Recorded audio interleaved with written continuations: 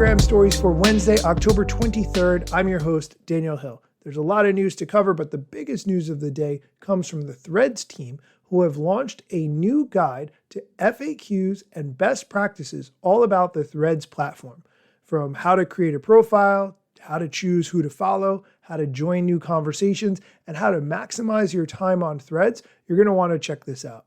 For instance, when you begin using the Threads app, if you haven't used it already, the guide explains that your following feed shows content only from profiles you follow directly, displayed in reverse chronological order, while the For You feed shows profiles you follow directly, as well as profiles you don't follow, but that the team thinks you might enjoy, based on your likes, replies, and posts. The guide also explains that you can say as much or as little as you want. You can create a thread with up to 500 characters, including emojis. Since threads can be up to 500 characters, this is a good time to point out that Twitter posts are a maximum of 280 characters, if you have the free version, if you don't have Twitter Premium. So you can say a lot more in one specific post on Threads than you can on Twitter. The best part of this whole thing is the section called FAQ and Best Practices, which has the answers to the questions such as, how does the Threads feed work? What can limit my distribution? What can I do to grow my Threads audience? Should my Threads post be text only, or should I make posts with photos and videos? How do I make my content more engaging? And should I post the same content on Threads that I post on Instagram and Facebook? I'm only going to take 2 of these questions and answers because the other ones I think you can read on your own, and I'll link to it in the show notes. But first, should my Threads posts be text only, or should I make posts with photos and videos? The short answer, according to the Threads team, it's your call, but always include text. Video, photo, and carousel posts that also include text on Threads have performed significantly better than posts without any text. And they say that this is based on internal analysis over a 30-day period in Q1 among global Threads creators. They continue to explain that successful creators share a mix of posts, including text only and posts with photos and videos added. Try supplementing an idea or story with photos, videos, polls, voice, or even your favorite meme. Add topic tags that are relevant to your posts to help you reach more people who are interested in that topic. I will pause and explain that topic tags are what you might call hashtags, but you can only have one topic tag per thread. I don't see it in this FAQ, but I just know from personal experience. The next question I want to talk about, should I post the same content on Threads that I post on Instagram and Facebook? I say yes. Threads team says no. Quote, top performing creators post original content to Threads. It's fine to cross-post content from Instagram or Facebook if you are just getting started, but creating text-based content specifically for Threads is a better strategy to engage followers, grow, and reach new audiences. End quote. There's a lot to digest in this guide, but I will link to it in the show notes so you can check it out for yourself.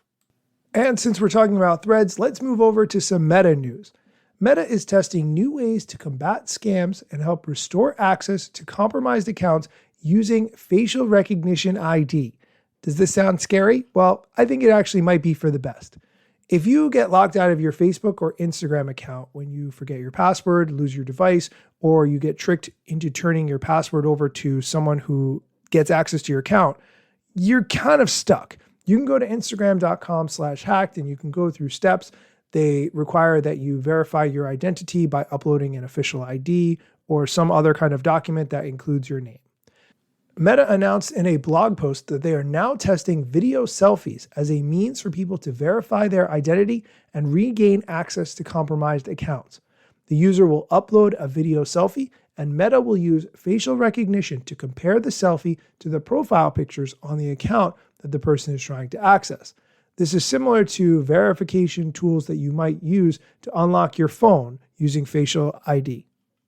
The blog post from Meta explains that as soon as someone uploads a video selfie, it will be encrypted and stored securely. It will never be visible on their profile, to friends, or to any other people on Facebook or Instagram. Meta says that they will immediately delete any facial data generated after the comparison, regardless of whether there's a match or not. Meta concludes by explaining that the goal here is to expand on options for people to regain account access And because it only takes a minute to complete, it is the easiest way for people to verify their identity. Me personally, I like this idea. I think it is a great way to help people get access back into their accounts. And if you're nervous about uploading your picture to Facebook or Instagram to verify your identity, I wouldn't be so worried because you're probably already uploading pictures of yourself to Instagram and Facebook, or you have at some point in the past.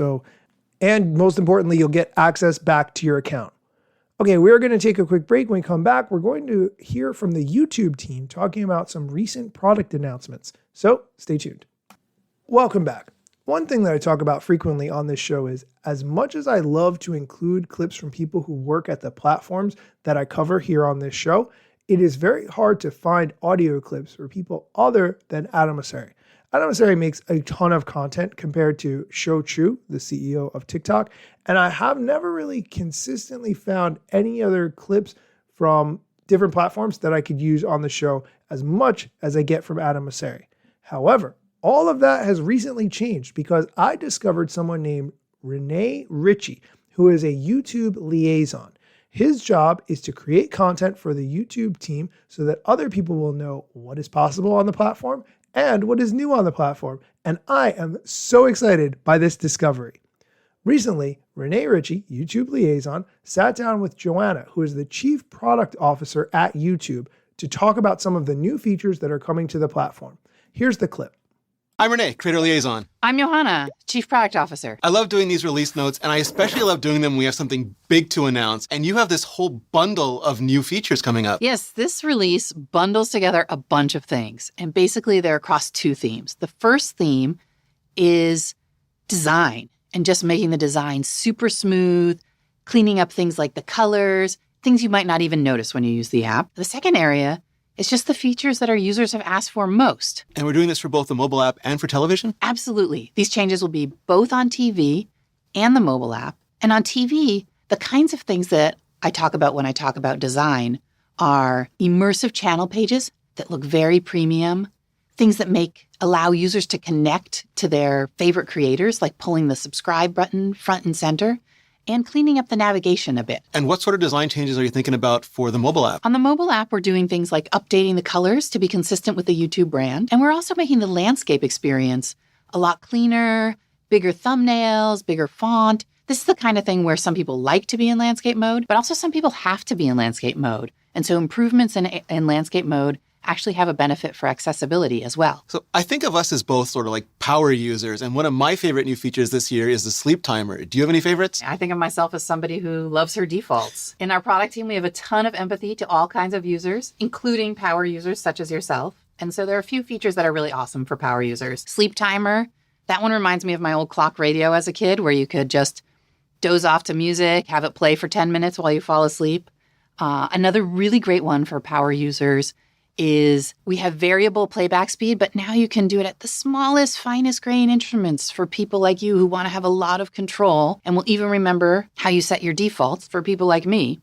And then another awesome power user feature is the improvements that we've made to the mini player. So it'll look a lot better, but you'll also be able to move it around to different parts of the screen, resize it.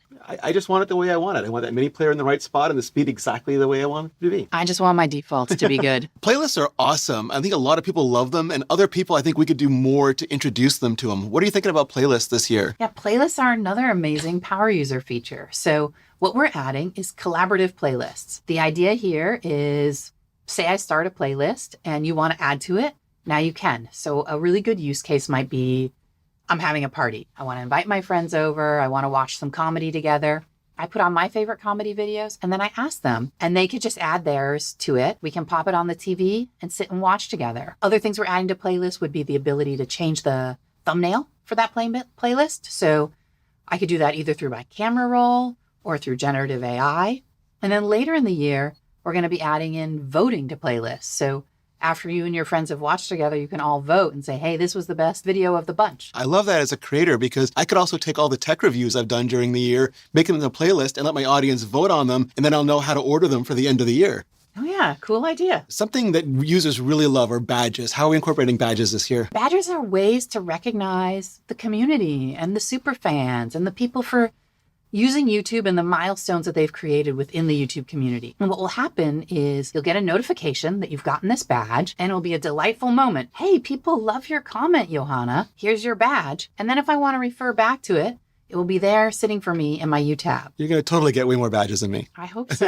I always love asking you about your priorities because you could do anything. How do you decide that these were the features to do this year? Well, for this bundle, these are the features that people ask for the most and what the people want. And with that, I guess I would just leave you with keep those requests coming. Yeah, you know what to do. Drop your comments below and keep it real. Like and subscribe. Like and subscribe.